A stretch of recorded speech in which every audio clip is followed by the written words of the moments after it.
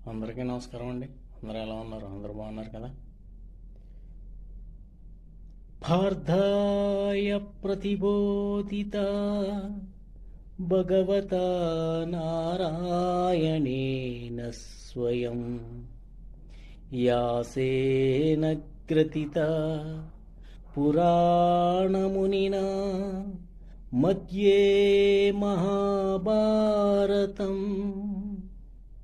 అద్వైత అమృతవర్షిణి భగవతి అష్టాదశాధ్యాయిని అమ్మా ధ్వామను సందదామి భగవద్గీతే భవద్వేషిణి భగవద్గీతే భవద్